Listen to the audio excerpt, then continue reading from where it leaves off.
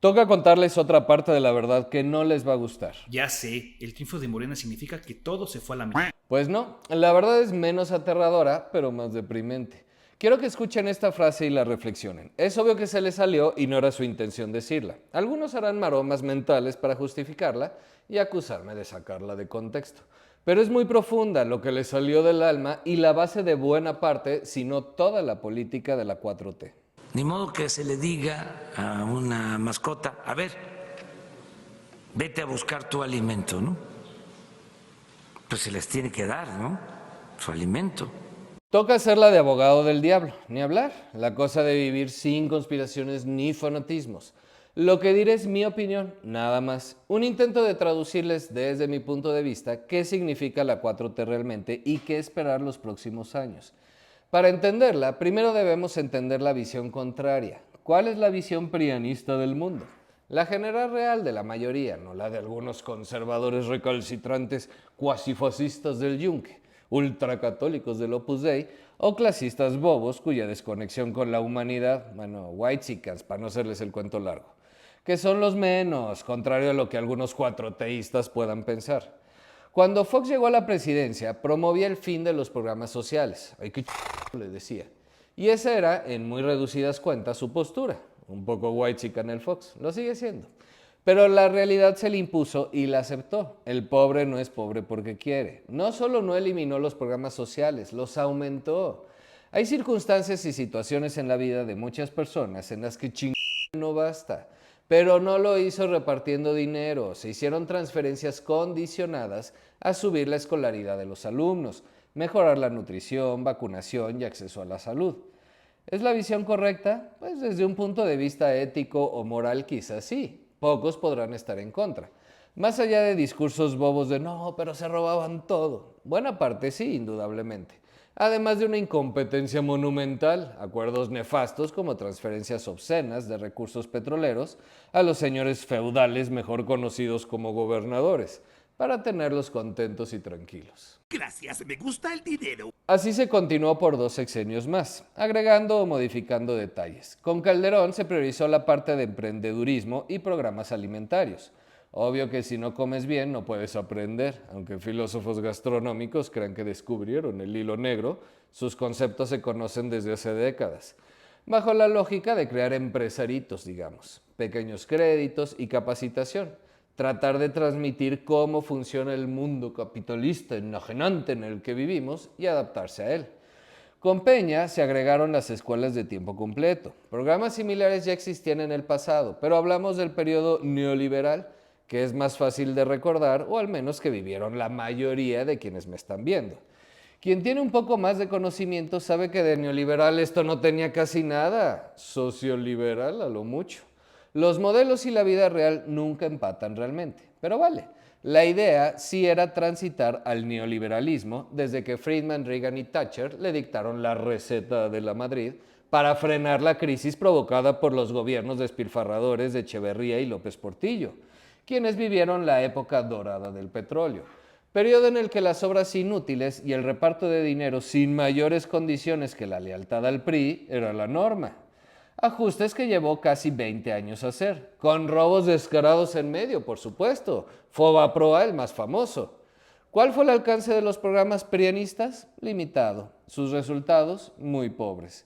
Claro que para quien estuvo involucrado en ellos y dedicaba su tiempo, talento y pasión, esto puede ser un poco ofensivo, pero el resultado electoral no miente. Y lo primero, compatriotas, es el progreso, el futuro de nuestro pueblo. Sin embargo, pese a lo que el veredicto del pueblo sabio determinó, los resultados no fueron inexistentes ni pobres, simplemente son difíciles de percibir y comunicar. Así es la realidad, difícil de describir. La realidad objetiva existe, la realidad subjetiva personal también. Entre 1940 y 1970 se vivió el milagro mexicano, época de industrialización, crecimiento del PIB, aumento del empleo y urbanización. Todo bajo un régimen autoritario. Si estabas en el régimen, te iba bien. Si disentías en algo, pues no tanto. Corrupción, mucha. Para 1970, el promedio de hijos por familia era de 6 y la pobreza había alcanzado un mínimo histórico de 40%, contra más del 90% hacía menos de 70 años en el Porfiriato, o más o menos, los registros históricos son complicados. Recuerden este dato, vendrían los tiempos de administrar la abundancia, se descubre Cantarell. Sin embargo, el gobierno comienza a endeudarse de más y adquiere tintes populistas. Tenían petróleo, ¿no? Total, con eso pagamos. Al terminar la década y con la caída de los precios del petróleo, el sueño había terminado. A mucha gente le preocupa que nos convirtamos en Venezuela. En cierta forma ya lo fuimos, solo que no se acuerdan. Empresas estatales operando con pérdidas y deudas impagables, porque la corrupción e ineficiencia eran monstruosas. Para 1985, la pobreza había alcanzado el 55%, un claro retroceso. Toda la década del 90 se mantuvo entre 50 y 69% en su peor año. Habíamos retrocedido 30 años en lo que a este indicador se refiere. Del 2000 al 2010, la pobreza bajó a 46.1. Para 2018, 43.2. Resultados miserables y la desigualdad subiendo. En efecto, resultados miserables y la desigualdad creciendo. Pero recuerdan el dato que les di hace rato, 6 hijos por familia y 40% de pobreza en 1970. Era parejo, pobres y ricos tenían la misma cantidad de hijos y empezaban a la misma edad. Paren orejas, se van a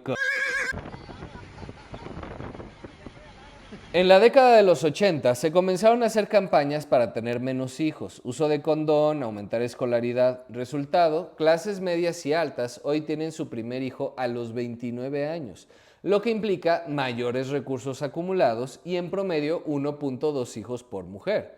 Pobres y en pobreza extrema, su primer hijo lo tienen a los 19 años y tienen 2.7 hijos por mujer, más del doble. ¿Ya les hizo clic? No. Significa que si no hubiese reducción de pobreza, la población en pobreza hoy representaría más del 60% de la población. 2 de cada 3 mexicanos nacen en pobreza, pero solo 1 de cada 3 muere en ella. Claro que hay reducción de pobreza, un montón. De hecho, más que en cualquier otro periodo de la historia mexicana que quieras medir en el mismo plazo.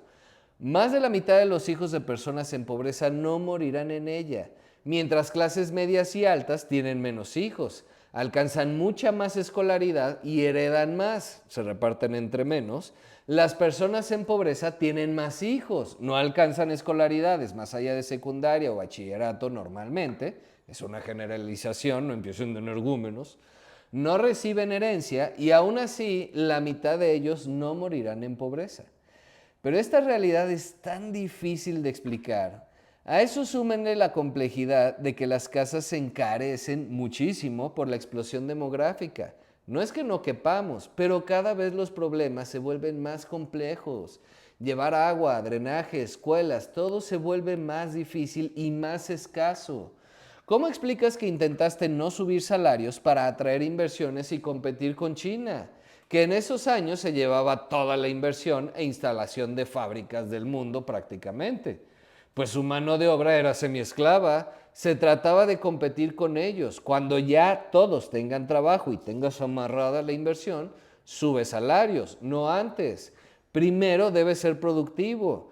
No hay país rico que no haya iniciado así. Primero le chingas, así regalas tu trabajo, creas riqueza, luego cobras. ¿Ustedes creen que un gringo promedio de principios del siglo XX vivía muy bien? ¿O un europeo nacido en la posguerra? Es creando industrias y volviendo escasa la mano de obra que creas riqueza. Ya luego la repartes. ¿O por qué creen que un mexicano va a Estados Unidos a ganar buen billete haciendo el trabajo que ni un negro quiere hacer? Decía Fox. Políticamente incorrecto, pero cierto. No puedes repartir lo que no tienes. Claro que hay muchos más factores, los ingresos por remesas, el narco y crimen organizado y por supuesto que nunca se combatió la corrupción. Herencia que tenemos desde la colonia y en la que México tiene múltiples doctorados. Pobres y ricos, no se hagan pendejos. Jamás se mejoraron los modelos educativos, las policías eran una desgracia. Creció la desigualdad y las personas con o sin educación ya tenían punto de comparación. ¿Cómo? Con acceso a información, internet, Querían lo mismo que tenía el otro. Antes podían sospecharlo, pero lo tenían lejano y no necesariamente lo deseaban. ¿Neta piensas así, tío? ¿Yo? En algunas cosas sí. No todo en el prianismo estuvo mal, pero les dije que era una generalización de la visión prianista del mundo, lo que consideran correcto y los errores. Contrario a lo que muchos puedan pensar, no soy prianista. Trabajos que ni siquiera los negros quieren hacer allá en Estados Unidos. Sin embargo, las reformas neoliberales de los 90 terminaron por no gustar. Autonomía de la Suprema Corte, IFE, Banco de México, para mí las más importantes. También comparto que un legado arrastrado de muchos siglos es la corrupción. Pero como ya hemos establecido en otros videos, esta representaba el 10% del PIB aproximadamente. Y sigue siendo exactamente la misma hoy, si no es que un poquito más desde que está Morena. No tanto porque sean más corruptos, solo un poco más incompetentes, o digamos inexpertos. Normal cuando cambias tanto personal de un día para otro, prescindiendo de personas con experiencia para contratar leales, el requisito más importante para trabajar en el gobierno hoy. Pero aún no es momento de la 4T, y dije un poco más de corrupción o inexperiencia, tampoco se me tiren al drama. Esa corrupción seguirá siendo la misma al menos los próximos 6 años. Más adelante no lo sé, no soy Nostradamus. La mordida al poli, la evasión fiscal y factureras, los moches para hacer tal o cual obra, conseguir un permiso o licencia, los saqueos multimillonarios por parte de algunos funcionarios es la misma, ¿verdad, Segalmex? Ovalle, ¿cómo estás? Hola, Bartlett. Nale, Adán Augusto, Heréndida, hace tiempo que no te veíamos. Yasmín, Ana Gabriela, ¿cómo están? Harfush, qué gusto tenerte por aquí. Saludos a tu papá. Nomás hazte pa' allá, porque aquí el guapo soy yo, no me opaques. Pero pásenle, pásenle. ¿Los estás acusando de algo? ¿Yo? Para nada. Saludando nada más a personajes ilustres de la 4T que estoy seguro están orgullosos y satisfechos con su servicio otorgado a la patria.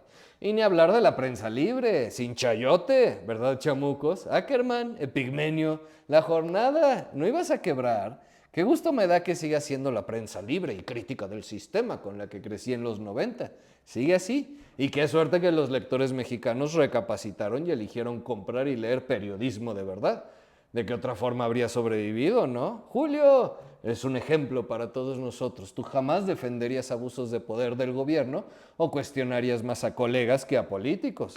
Y por supuesto, nos libramos de esos itamitas que solo mienten y cuidan sus privilegios.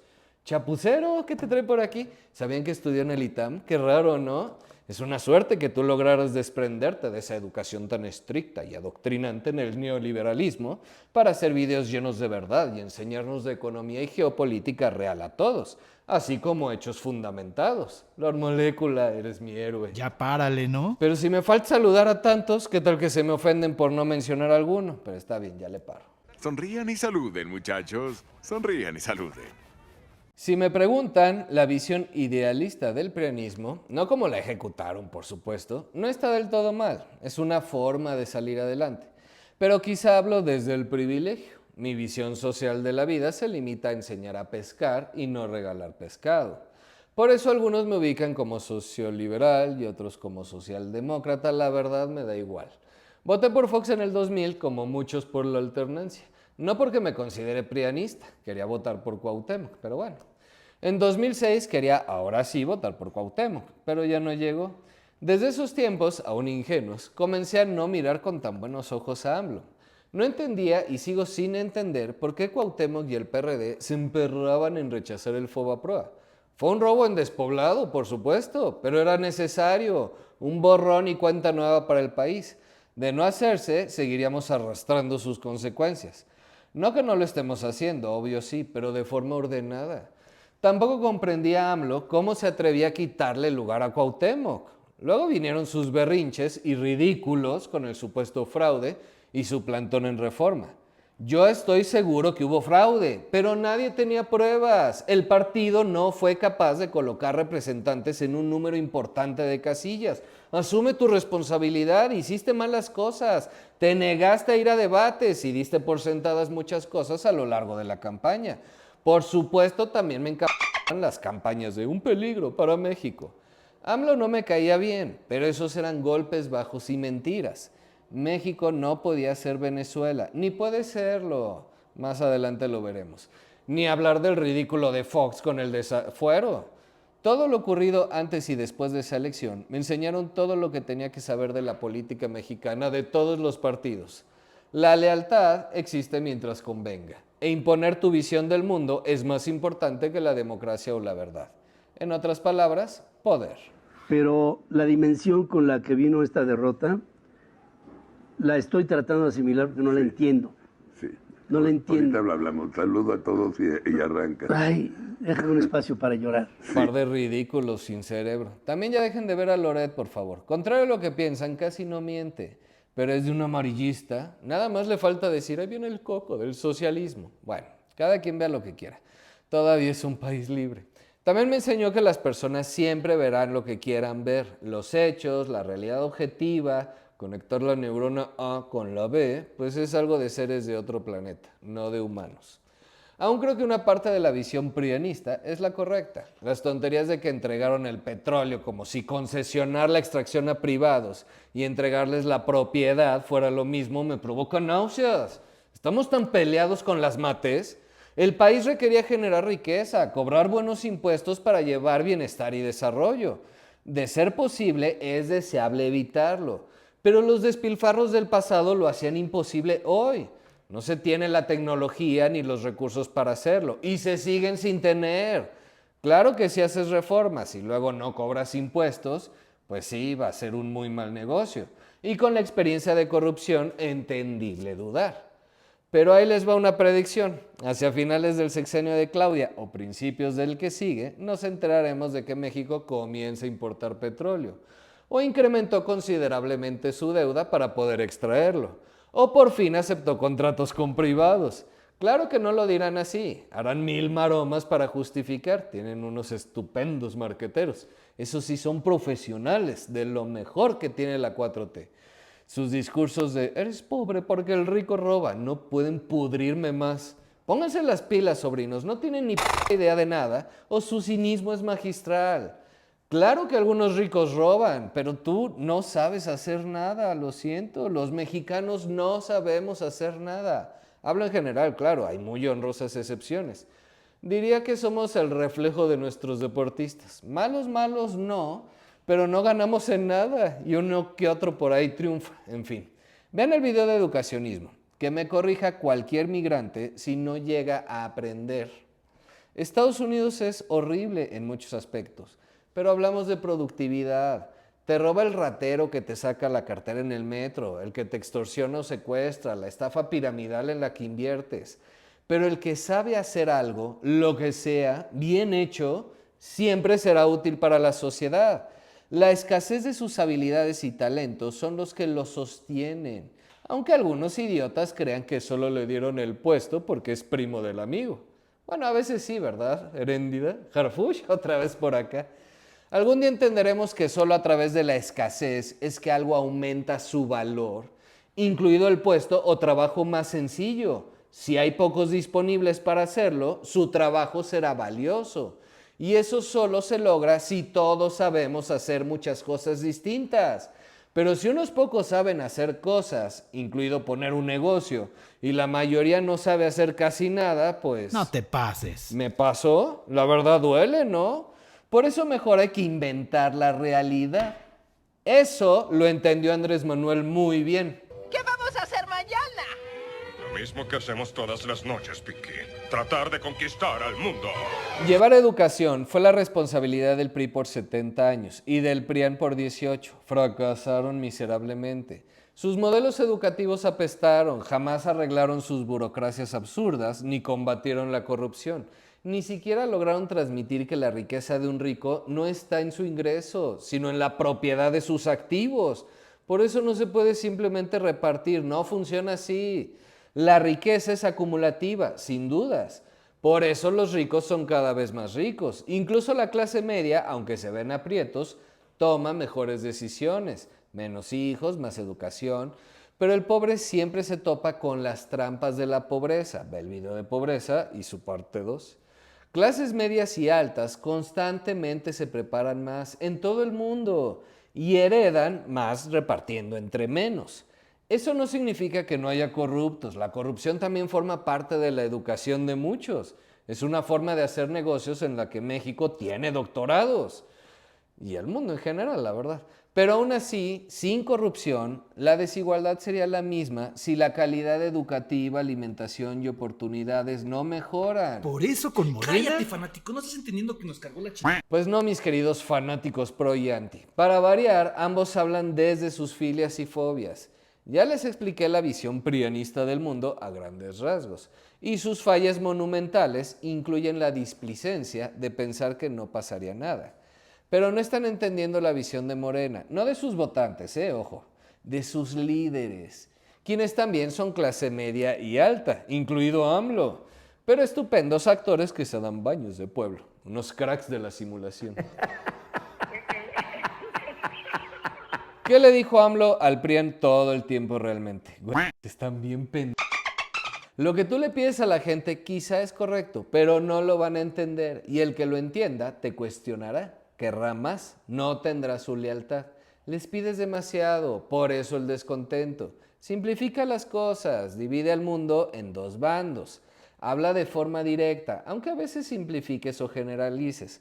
Con esto te acusarán de mentir, así que no importa si en efecto mientes de vez en cuando, en tanto logres transmitir tu mensaje.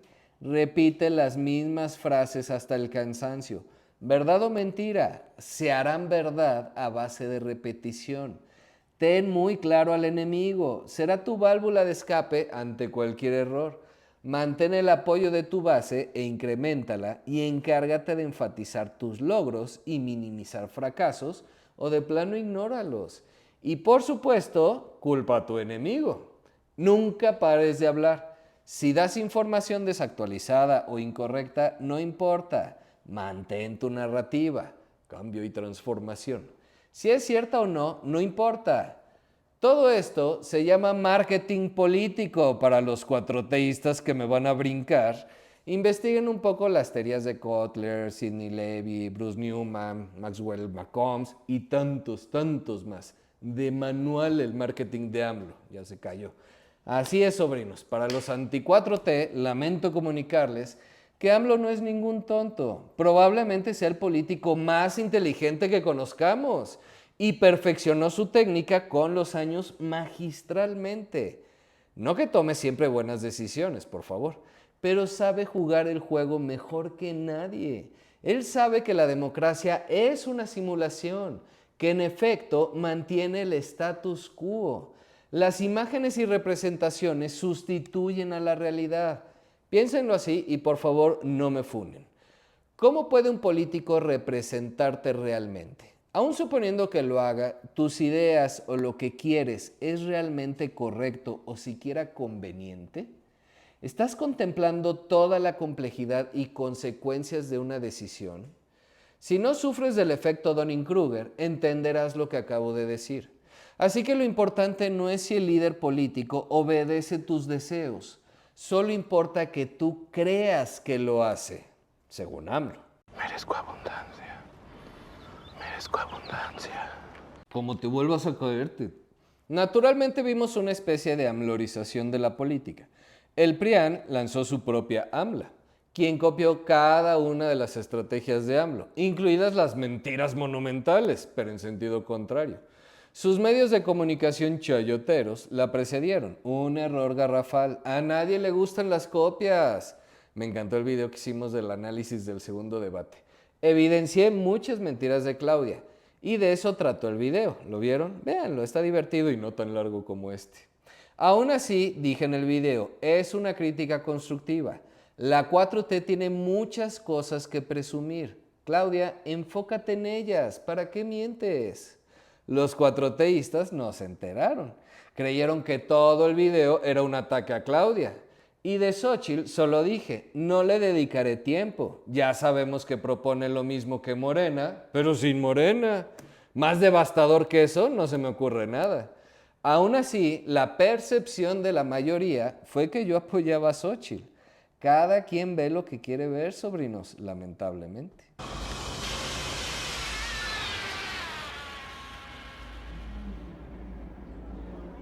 ¿Entonces votaste por la 4T? No, porque creo en la necesidad de equilibrios de poder, pero no porque apoye a unos u a otros. Y por favor, no me malinterpreten, yo no soy político, ideólogo, ni siquiera un comunicador, aunque he aprendido algunas cosas en este año y medio que llevo haciendo el ridículo frente a ustedes. A lo más un analista cuyo trabajo se sustenta en la credibilidad ante mis clientes. El día que me cachen en mentiras, lo pierdo todo. Puedo cometer errores, eso sí, y con gusto corrijo si me los hacen ver. Dicho lo anterior, ¿qué le espera a México? A muchos les preocupa el INE, la Suprema Corte y demás reformas. La verdad es que ninguna de ellas impacta realmente la vida diaria de la mayoría de las personas. Representa un riesgo, eso sí, en el sentido de pasar de un sistema multipartidista a un sistema de partido hegemónico. Pero está por verse, no profundizaré porque cualquier cosa que pueda decir ahora es mera especulación. Debemos esperar a septiembre. Pero vamos a especular nada más tantito. Suponiendo que ocurriera, ¿es esto necesariamente malo? Obviamente para quienes creemos en la democracia, a pesar de todas sus simulaciones, limitaciones, influencias y desconexión entre representantes y representados, sí sería un duro golpe. Aunque podamos compartir los ideales humanistas de Morena, también compartimos los ideales socialdemócratas del PRI, PRD y Convergencia, y hasta algunas cosas de la democracia cristiana del PAN. Esperemos no se radicalice. Sí, somos unos tibios de mierda. Ay, fanáticos de lo que sea. Si usamos bien conceptos filosóficos que al filósofo gastronómico le encantan, él diría algo así como: las acciones políticas son contextuales y contingentes. La interpretación y reacción de un partido ante su oposición depende de factores históricos y sociales. Un partido puede, desde una perspectiva del materialismo dialéctico, construir una narrativa donde se presenta como defensor de ciertos valores frente a las amenazas para consolidar poder y justificar sus acciones. ¿Qué carajos? Que dependerá de lo que haga Morena, ven qué fácil es decirlo. Pero no sería la primera vez que México se encuentra en una situación así. En realidad, la democracia es la excepción en nuestra historia, no la norma. Con o sin ella, no somos un país democrático. Si en alguna parte del mundo, más que ninguna otra, era una simulación, fue en México. Pero nos convertirán en Venezuela. Que no, ya me tienes harto, filósofo libertario. Ahora sí te voy a... Aunque sus mañaneras estuvieran plagadas de mentiras necesarias para su discurso, la realidad también es que ninguna de las reformas impulsadas por Morena en el sexenio representaron un peligro para la estabilidad, incluida la última de pensiones que ya describimos como mera simulación electoral. Vean el video. Para que esa reforma funcione requiere de muchos ajustes. Se pueden hacer, aunque a un alto costo. Y tal vez los hagan, ya con calmita. Ahí la prueba del marketing político. ¿Por qué la prisa de sacarla como la sacaste? En fin, cosas que los cuatroteístas nunca admitirán. Como sea, aunque sus megaobras representaron recortes en áreas pero muy sensibles y con las que podemos no estar de acuerdo, también es un hecho que no representaron ningún peligro para las finanzas. Igual son un despilfarro, pero nuevamente, marketing político. Recuerden que la mayoría de las personas de todas las clases sociales no van a hacer las cuentas. Los símbolos son más importantes, pero las hicieron con responsabilidad, en la rayita, pero no se pasaron. Y corrupción, por supuesto, eso no va a cambiar. Al menos no cambió este sexenio. Que Morena se convierta en un partido hegemónico, naturalmente representa un regreso al estilo de hacer política del PRI, aunque con sus asteriscos. Revisemos las propuestas reales de Claudia, porque ahí, sobrinos, también se creen cada cosa. No se eliminará la propiedad privada, relájense. Acuérdense que hay manipulación y mentiras de ambos bandos. Y por supuesto que hay pequeños grupos radicales asimilados por los grandes partidos que quisieran cosas raras. Pero no va a pasar, a menos que un militar loco de remate de un golpe de Estado. Pero ya mejor no divago. Aquí lo que realmente hará Claudia. Política social. Continuarán los programas sociales de AMLO, obvio. Beca universal para estudiantes desde preescolar hasta secundaria. Ya saben que no nos gusta la universalidad, pero bueno, dale.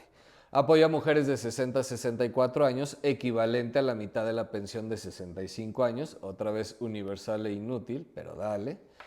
Si el marketing te funcionó, insiste en él. Aumento al salario mínimo, bien, está moderado, lo proponen un 50% gradual hasta el final del sexenio, y construcción de vivienda por parte del Infonavit. adquirida ya sea en un esquema de renta social o en propiedad. Otra vez, el diablo está en los detalles. Como propuesta no suena mal. Veremos cuántos recursos realmente le destinan, la calidad y ubicación de las casas. Medio ambiente. Fortalecimiento de la Comisión Nacional del Agua y establecimiento del derecho humano al líquido. Ese no estaba ya. A ver si mandan los recursos necesarios para lograr algo. ¿Ya van entendiendo el marketing? Te doy dinero aunque no tengas agua. Bueno. Y claro, antes te sigo dejando sin agua que sin dinero. En fin. Hacer más eficiente el uso de agua en el campo. Bien, hay reglas muy burdas, ojalá las corrijan. Contar con tecnología necesaria para la desalinización de agua de mar para Baja California y Sonora. Maravilloso, mientras cuides de verdad el medio ambiente, no como en el Tren Maya. Ampliación de acueductos y presas, transportes eléctricos en las principales ciudades, me late. Descarbonizar la matriz energética, por favor, ya urge, a ver si es cierto. Confiabilidad del suministro, precios y tarifas asequibles, pues sí. Pero si sigues aumentando pensiones, bueno ya. Implementar normas oficiales de eficiencia energética en vehículos, urge. Y aprovechamiento de residuos orgánicos y biomasa, palomita. Salud. Consolidar IMSS Bienestar, pues sí. Después del desastre del INSABI, a ver si corriges la plana. Creación y modernización de unidades, contar con un núcleo de atención por máximo cada 3,000 personas, que nadie se tenga que trasladar más de 1 hora para llegar a un punto de contacto con el sistema de salud y otras cosas igual de huevos, hasta sustitución de equipo médico de última generación. Bien, ¿con qué lana? Y nuevo modelo de compra más eficiente. Al menos no propusiste un mega hospital. Finanzas públicas. Respetar la autonomía del Banco de México. También continuar con el apoyo a Pemex y CFE. Bueno, pues ya que, después de todo el despilfarro, ya por lo menos hay que hacerlo funcionar. Espero que valga la pena el pleitito con el Temec que se van a aventar.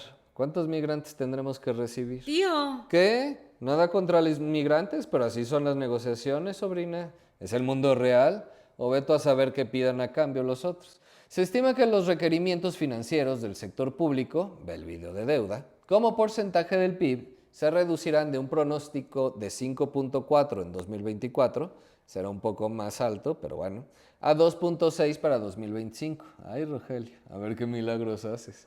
Para posteriormente mantenerse en 2.7 hasta el final del horizonte pronosticado a 2029. Si lo logran bien, palomita, a ver cuántos niños con cáncer mueren para lograrlo. Tío. ¿Yo qué?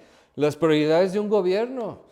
Y nueva estrategia de compras públicas que priorice las compras efectivas, licitaciones públicas y fortalezcan los procesos de planeación y seguimiento para reducir la probabilidad de sobrecostos y retrasos.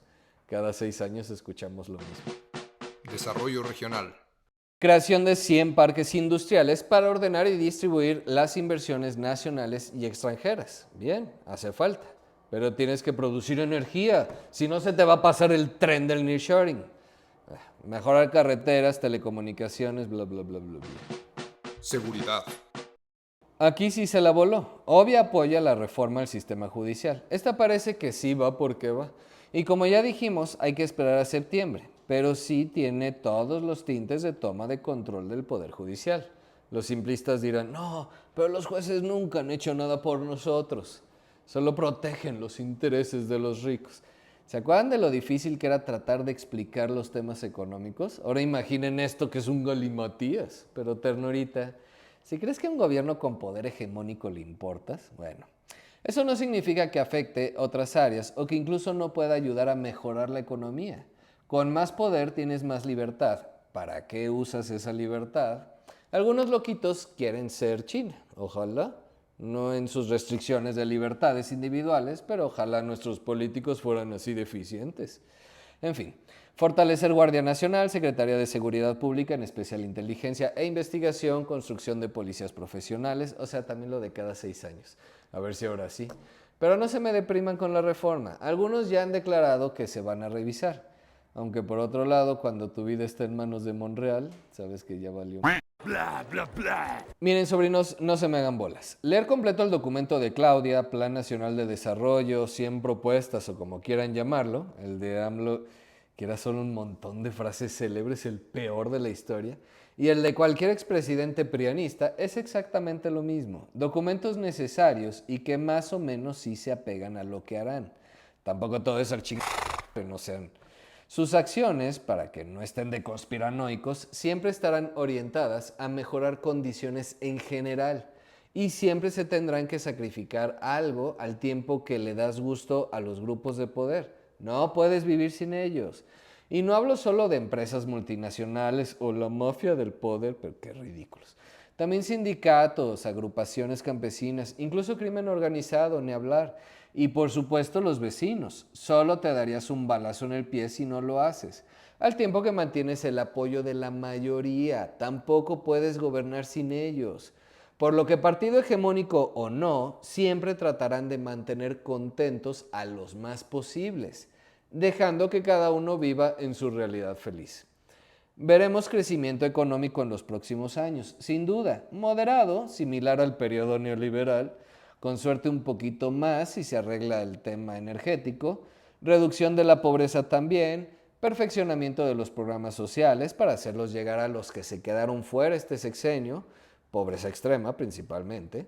Ya nuestros nuevos burócratas, que ya no son nuevos, tendrán más experiencia, tampoco es que sean tontos. Pero si con la reforma tendrán tanto poder, ¿cómo sabemos que no nos convertirán en Venezuela o nos quitarán nuestras casas? Insistes. También están diciendo que vamos a anular la propiedad privada. Falso. O sea, sí son mentirosos, pero por marketing. Si quisieran socialismo, sí lo dirían así. Así que ya, relájense. Aquí no hay golpe de Estado ni nada por el estilo. Además, para cumplir todas sus promesas, lo que necesitan es dinero. Venezuela se degradó como lo hizo porque nunca tuvo finanzas sanas. Dependía de un solo producto. Le tocó la maldición del petróleo, igual que a nosotros en los 70.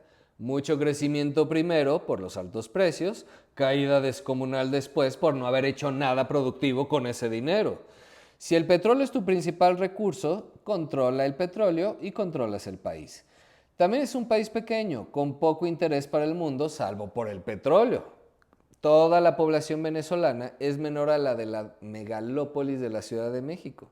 Y el petróleo representa entre 13 y 25% de su PIB, según qué fuentes consultes, porque ya ven que eso de la transparencia no es lo suyo. ¿Sabían que su Banco Central no ha declarado el PIB desde 2018? Y hay fanáticos que todavía lo defienden. No tienen ni idea de nada. Los bloqueos, por eso no reportas tus ingresos, sí. En fin, en cambio México es una economía muy diversificada. La manufactura, que incluye la fabricación de automóviles, electrónicos, alimentos, procesados y textiles, representa el 20.7% de nuestra economía. Comercio 19.5%, servicios inmobiliarios el 9.4%, transporte 7.3%, construcción 6%, servicios financieros y de seguros 3.4%. El petróleo y gas solo representan el 2.5%. De hecho, es el primer sexenio desde que se tiene registro, yo creo, en el que agricultura y pesca ya representa más que el petróleo, 3.1%. Mientras que los ingresos por exportación de petróleo representan para Venezuela el 85%, para México solo representan alrededor del 5%.